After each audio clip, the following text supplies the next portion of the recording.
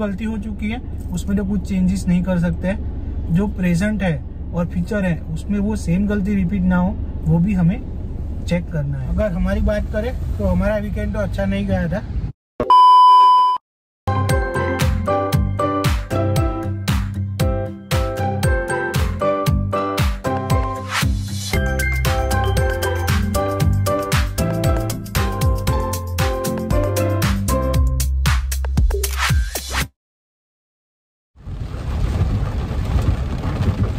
Guys, good afternoon and स्वागत है आपका हमारे एक और नए ब्लॉग में, हमारे एक और नए वीडियो में। आई होप कि आप सबका वीकेंड अच्छा गया होगा एंड आपने अच्छे से एंजॉय किया होगा।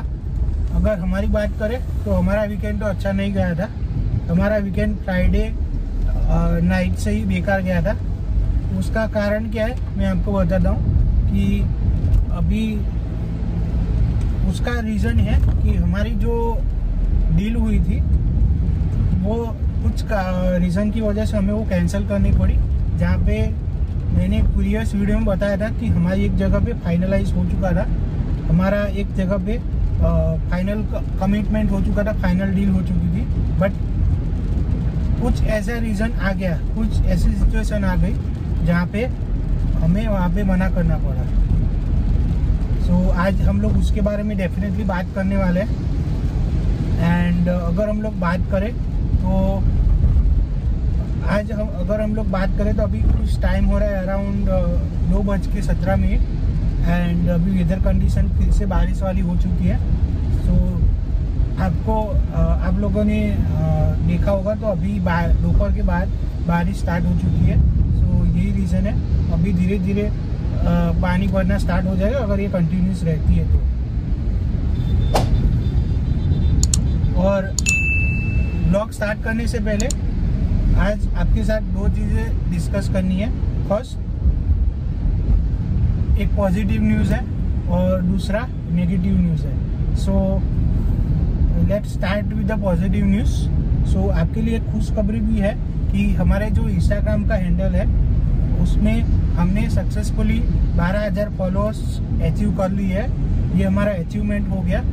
आप सबका थैंक यू वेरी मच कि हमें फॉलो किया, हमें अच्छे से कोऑपरेट किया, जहाँ पे भी ज़रूरत थी हमारे बुरे टाइम में सपोर्ट किया। सो उसी के वजह से हमने ये 12,000 अचीव कर पाए हैं और आगे भी आपका सपोर्ट मिलता रहे वैसा हम आपसे होप करते हैं। एंड दूसरी चीज़ ये कि अगर आपने हमें दूसरे सोशल हैंडल पे फॉलो नहीं किया है, जैसे कि स्नैपचैट है, फेसबुक है, सो आप हमें वहाँ पे ज़रूर फॉलो करना। आपको यूट्यूब से बढ़ के वहाँ पे कंटेंट मिल सकता है अनफिल्टर। हम लोग क्या कर रहे हैं, कहाँ जा रहे हैं, किस लिए जा रहे हैं और क्या क्या नई चीज़ करने वाले हैं। सो हम वहाँ पे रील्स डालते रहते हैं, पोस्ट डालते रहते हैं, तो हमें वहाँ पे फॉलो ज़रूर करना। एंड अभी सो यही कुछ था पॉजिटिव न्यूज़ में। सो गाइस, जैसा कि आप लोग देख पा रहे हैं आज दोपहर तक तो ये शांति थी, बट ये अराउंड 1 बजे के आसपास ये हैवी रेन चालू हो गया है। ये देखिए अभी फिर से वो सिचुएशन क्रिएट होगी कि जहाँ पे पहले क्या था कि थिर जगह पे पानी भर गया था। सो अभी कुछ जगह पे ऐसा होने वाला है, ऐसा मुझे लग रहा है। ये देखिए अभी स्टार्टिंग ही आप ये देख सकते हो, यहाँ पर ही ये पानी भरना स्टार्ट हो चुका है। सो अभी देखते हैं कि कैसा रहता है सिचुएशन।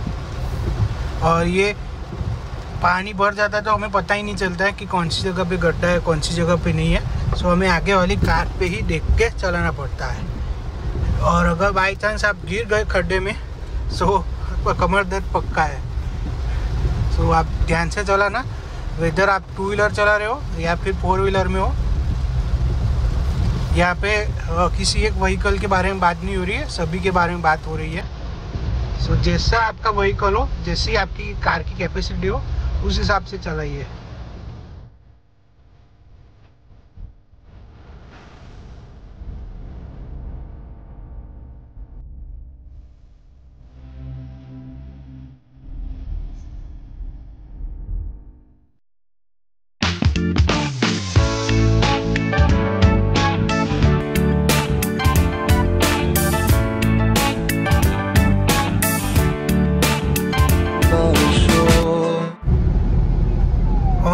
अभी ऐसा था कि हमने ये गाड़ी काफ़ी टाइम से निकाली नहीं थी। हम लोग कल इसको ले गए थे और फिर आज निकाली है। सो इसमें हमने डीजल नहीं पुराया ना। सो अभी हम लोग ये हमारी जो आज की मीटिंग है वो निपटा के रिटर्न में यहाँ पे डीजल पुराएंगे। अभी रेंज है 59 किलोमीटर की। सो ये 59 किलोमीटर में मैं इजीली घर तो जा ही सकता हूँ, इतनी रेंज। ये बोल रहा था कि अभी मैं हमारे जो ये रेंज है वो 59 किलोमीटर की है। सो फालतू में क्यों रिस्क लेना और क्यों ही हमारी गाड़ी को ख़राब करना, और अल्टीमेटली भुगतना तो हमें ही पड़ेगा। सो उससे अच्छा हम लोग इसमें रेंज फिलअप करवा लें एंड लास्ट में डीजल हम लोग रिटर्न में फिल करवा लेंगे। जाने में तो कोई दिक्कत नहीं आने वाली है। सो गाइस, अभी बात करते हैं कि ये जो डिसीजन है वो क्यों लेना पड़ा, उसका क्या रीज़न था और क्यों हमें वापस से जो डील है, क्लाइंट है, वो हमें फाइंड आउट करना पड़ रहा है। बिकॉज कुछ ऐसी जगह थी जैसे कि जो कमिटमेंट दिया गया था एट द टाइम ऑफ जब हम लोग मीटिंग करते हैं, सो उस टाइम कुछ कमिट और किया गया था और जो एक्चुअल कमिटमेंट था वो डिफरेंट था। उनकी एक्सपेक्टेशन अलग थी, हमारी अलग थी। सो एक्सपेक्टेशन मिसमैच हो गई। और समटाइम्स क्या रहता है कि हमें सामने वाले का जो कल्चर है, एनवायरमेंट है, वो कितना फ्लेक्सिबल है, कितना नहीं है, सो वो सब हमें बाद में ही पता चलता है, उनके साथ एक्चुअली वर्क करने के बाद ही।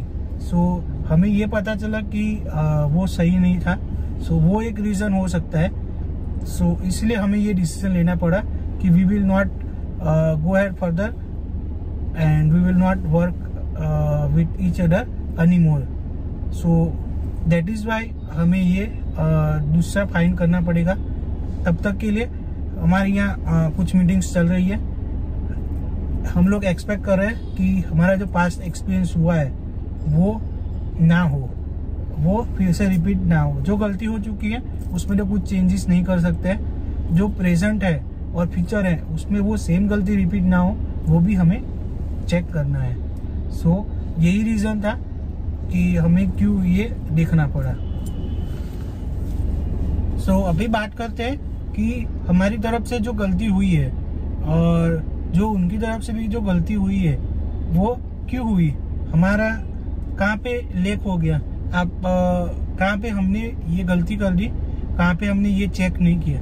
और अगर आप हमारी जगह होते तो आप क्या करते, और आपको आपके साइड से ये गलती ना हो तो आपको क्या पॉइंट चेक करने वंस आपकी क्लाइंट मीटिंग डन हो जाए, वंस आपकी जो डील है वो आप फाइनलाइज हो जाए, वंस आप जिसके भी साथ वर्क करना स्टार्ट कर रहे हो फ्यूचर में, तो आपको क्या क्या चीज़ ध्यान रखनी है। सो उसमें सबसे पहले आ जाता है पॉइंट नंबर 1, तो लोकेशन चेक करना है कि वो लोकेशन कहाँ पे है, उनका ऑफिस स्ट्रक्चर कैसा है, इंफ्रास्ट्रक्चर कैसा है। सेकंड चीज़ आ जाती है जो सबसे बेस्ट मेन है, कंपेंसेशन पार्ट, कि आपका जो डिसाइड हुआ था at the time of interview, at the time of meeting, at the time of जो क्लाइंट विजिट रहती है, तो वो लोग एग्री है कि नहीं, वो लोग वो बेयर कर पाएंगे कि नहीं।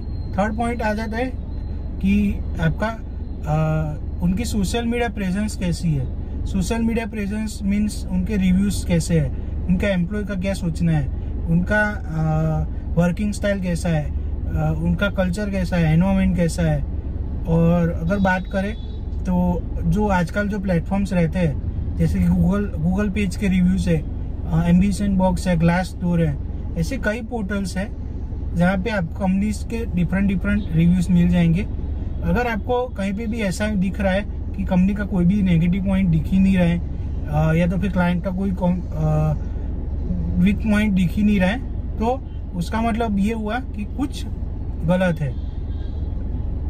आप किसी भी कंपनी में किसी भी क्लाइंट के साथ, किसी भी पर्सन के साथ आप काम करोगे तो ऐसा बिल्कुल भी नहीं होगा कि किसी के साथ गलत एक्सपीरियंस हुआ हो। हर टाइम अच्छा एक्सपीरियंस हो वो ज़रूरी नहीं है, तो आपको वो एक चेक करना है। दूसरा पॉइंट ये है कि आपको ये चेक करना है कि उनकी वर्किंग स्टाइल कैसी है, उनका फ्लेक्सिबल कैसे है, वो फ्लेक्सिबल है कि नहीं न्यू चीज एडप्ट करने में। आप जो भी सजेशन दे रहे हो, आप जो भी इम्प्लीमेंटेशन के लिए बोल रहे हो, वो इम्प्लीमेंट करते हैं कि नहीं, या तो फिर जस्ट सुनने के लिए सुन लेते हैं, या तो फिर नहीं। और जो लास्ट चीज आ जाती है मेन, जो बात पे हम लोग एग्री हुए थे, उसमें वो लोग कितना स्टिक रहते हैं।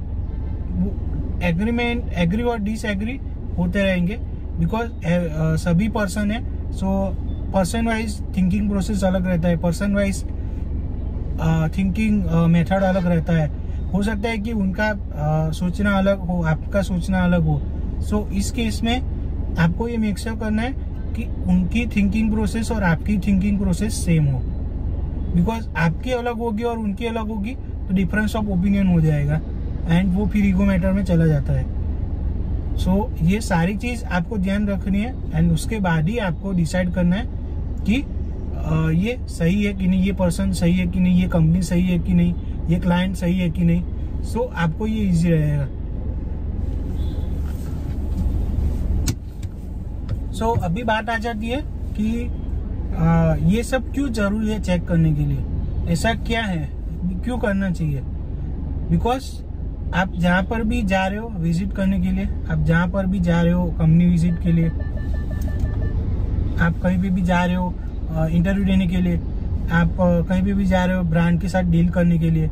सो जो कंसर्न पर्सन है, जो आपके साथ डील फाइनलाइज करेगा, जो उनकी कंपनी से सेल्स पर्सन है, या तो फिर जो भी सीडीओ ऑफ द पर्सन है, सीईओ है, या तो भी हेड ऑफ द पर्सन है, हेड ऑफ द पर्सन यानी कंपनी का मेन पर्सन, उनका थिंकिंग प्रोसेस क्या है, उनकी एक्सपेक्टेशन क्या है। आप उनके साथ अगर काम करने के लिए एग्री हो रहे हो तो आपकी एक्सपेक्टेशन क्या है, वो आपको सोचना जरूरी है।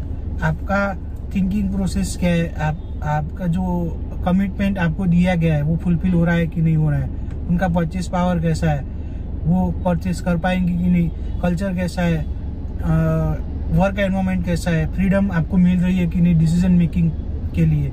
सो ये सब चीजें आपको देखना जरूरी है, एंड आपको ये मेक श्योर नहीं करोगे तो अनफॉर्चुनेटली आपको एक डिसीजन पे जाना पड़ेगा, जो कि हमारे साथ हुआ, एंड आपको वो डिसीजन लेना पड़ेगा जो आपको मे भी डिसअपॉइंट कर सकता है एंड नहीं भी कर सकता है। ऐसा जरूरी नहीं है कि आप कुछ ऐसी चीजें हैं जो मिसमैच हो रही है, मिसमैच एक्सपेक्टेशन हो रही है, मिसमैच कल्चर हो रहा है, मिसमैच कमिटमेंट हो रहा है, मिसमैच कंपेंसेशन, जो आपने एग्री किया कि क्लाइंट आपको इतना % देगा। अगर आपने ब्रांड के साथ डील करने के लिए गए और ब्रांड ने बोला कि आपको 50% देंगे, बट वो जब एक्चुअल पेमेंट करने के लिए टाइम आता है तो वो बोलते हैं कि ये मंथ डिले हो गया, वो मंथ डिले हो गया। तो आपको मेन चेक ये चीज करनी है और कुछ नहीं। आपको ये चेक करना है कि वो पे कर पाएंगे कि नहीं, उनकी कैपेबिलिटी क्या है, वो बेसिकली हमें जज करना है। उसके बाद ही हमें किसी डिसीजन पे जाना है। सो आई होप कि आपको ये सारे पॉइंट्स अच्छे लगे होंगे, एंड अगर कोई पॉइंट मुझसे छूट गया हो बाय चांस तो आप हमें कमेंट बॉक्स में बता सकते हो, एंड कि हमें और क्या क्या चीज़ में ध्यान रखना चाहिए और कहाँ पे कॉम्प्रोमाइज़ करना चाहिए। अगर आप कॉम्प्रोमाइज़ करोगे तो आप गए समझो, आपका काम होगा ही नहीं। हर जगह पे compromise is not possible. So guys, हमारा जो मीटिंग का लोकेशन था वो ये आश्रम रोड फॉर्चून होटल के बाजू में ही था। यहाँ पे ये जो बिल्डिंग है उसके बाजू में। एज ऑफ नाउ आपको पता ही है कि सीजी रोड है, आश्रम रोड है, या फिर आप लो गार्डन साइड जाते हो, सो आपको पार्किंग की दिक्कत रहती है। सो अगर आप बड़ी कार लेके आते हो या तो फिर आप कार लेके आते हो तो पार्किंग ढूंढना डिफिकल्ट है। आपको मिल जाएगा बट उसकी कोई गारंटी नहीं है कि लॉक होगा नहीं होगा। आपकी गाड़ी ट्रैफिक पुलिस वाले उठा ले जाएंगे नहीं ले जाएंगे। सो यही कुछ था। मीटिंग का जो बिल्डिंग था वो काफ़ी अच्छा था, उतना हाई फाई भी नहीं बोल सकते और लो भी नहीं बोल सकते। सो ये है एज ऑफ नाउ। सो अभी ये जो लोकेशन है वो आप यहाँ पे पीछे। सो गाइस, जो मैं बोल रहा था गुजरात दाड़वाड़ा सेंटर वो यहाँ पे है, और इसी ने बाजू में दुकान भी ले ली है। तो आप दोनों जगह का मालिक एक ही है। तो अगर आप यहाँ पे आ रहे हो तो आप ट्राई कर सकते हो। एंड ये ब्रिज के बाजू में ही है, ये देखिए। हमारी अभी एक और मीटिंग है सो वो निपटा के आपको बता दें कि कैसा रहा। अगर कुछ फाइनलाइज होता है तो आपको जरूर बताएंगे। 2 hours later. So guys finally अभी हम लोग ये गुजरात दाढ़वाड़ा सेंटर पे आ गए हैं, जो मैंने आपको बताया था। ये रहे, काफ़ी बढ़िया टेस्ट है। और आप यहाँ पे नियर बाय रह रहे हो तो आपको यहाँ पे ज़रूर विज़िट करना है, काफ़ी बढ़िया है। हाँ, जो गुजरात दाढ़वाड़ा का जो शॉप है वो थोड़ा आगे खुला हुआ है, बट ओरिजिनल टेस्ट आपको यहाँ पे मिलेगा। सो फाइनली गाइस अभी हम लोग ये कृष्णा परोठा आ गए हैं, और ये हमने पनीर प्लस ऑनियन वाला लिया है। सो ये नियर बाई था, सो हम लोग यहाँ पे आ गए। आप भी यहाँ पे आ सकते हो, कृष्णा आलू परोठा सेंटर, ये सेफ्ट यूनिवर्सिटी के बाजू में ही। सो हमें यहाँ का काफ़ी अच्छा लगता है, तो मैं यहाँ पे स्पेशली आता हूँ, नियर बाय हो या तो फिर दूर हो फिर भी।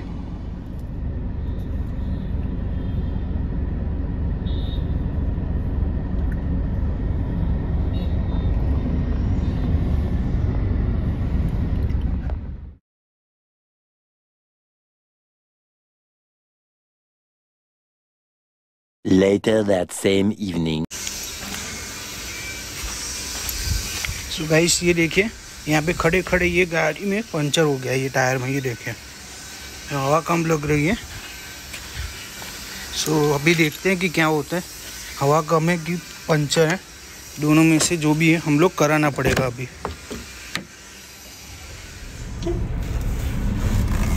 सो गाइस आफ्टर 1 month अभी हमारी बारी इस गाड़ी को निकालने के लिए आई हुई है। सो अभी क्या है कि काफ़ी दिनों से पड़ी हुई थी और किसी ने यूज़ नहीं किया था। सो इसमें हवा थोड़ी निकल गई या तो फिर पंचर हुआ है, पता नहीं, अभी दिखाने जा रहे हैं। सो वहाँ पर ही पता चलेगा हमें। वैसे अगर बात करें तो ये क्या है कि ये सीडान कार है। सो हम लोग इसको बारिश में ज़्यादा निकालते नहीं है, बिकॉज क्या है कि हर जगह पानी भरा रहता है। सो उसी की वजह से हम लोग ये गाड़ी निकालते नहीं है। और इस गाड़ी को भी मैंने काफ़ी मॉडिफाई करवा रखा है, जैसे कि साउंड सिस्टम अपग्रेड करा रखा है। ये जो आप कर्टेन में देख रहे हो, चारों कर्टेन्स अपग्रेड करा के रखे हुए हैं। सो काफ़ी अपग्रेड करके रखा हुआ है। इसको भी चलाने का एक अलग ही मज़ा आता है, बिकॉज सीडान क्लास में आपको एक्स्ट्रा ऑर्डिनरी कम्फर्ट मिलता है, जो कई बार मुझे किया कारेंस में भी नहीं मिलता है। सो किया कारेंस का सेगमेंट अलग है और इसका सेगमेंट अलग है। सो अभी देखते हैं कि कितना खर्चा आता है। वैसे पीछे के दोनों टायर्स तो नए हैं, आगे के पुराने हैं। सो उसके हिसाब से मुझे इसमें देखना पड़ेगा।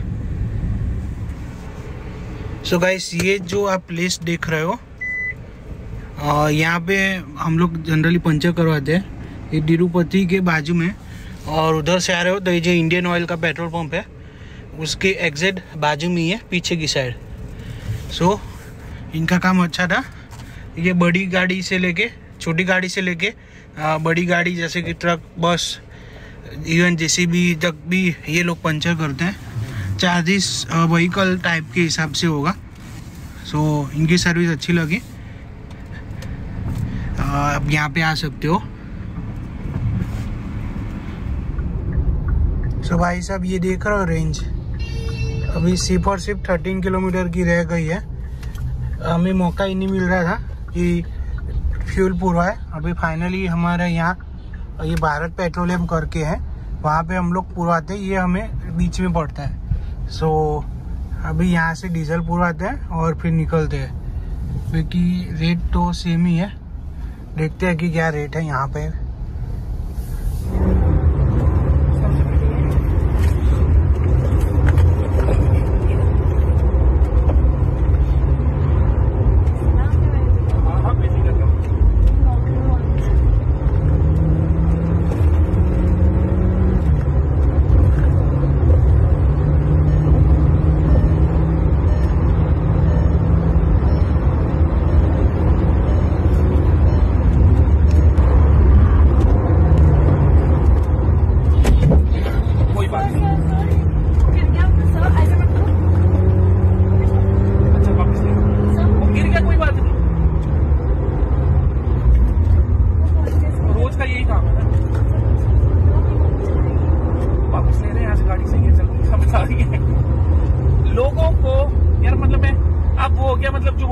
अभी जैसा कि आपने प्रीवियस वीडियो में देखा कि रिसेंटली एक वीडियो वायरल हुआ था, एक काफ़ी फेमस क्रिएटर बोल सकते हो, जो कि आपको जिम रिलेटेड देते आए अभी तक।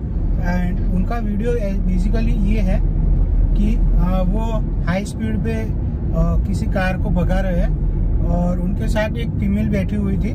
और होता ये है कि उनकी स्पीड रहती है अराउंड 140 के आसपास रनिंग ट्रैफिक के बीच में, और वो एक स्प्लेंडर वाले बाइक वाले को उड़ा देते हैं और वो रुकते भी नहीं है और बोलते हैं, जो बाजू में फीमेल ड्राइवर बैठी हुई है वो उनको बोल रही है कि आप ये देखो वो उसको लग गया होगा, रुको रुको।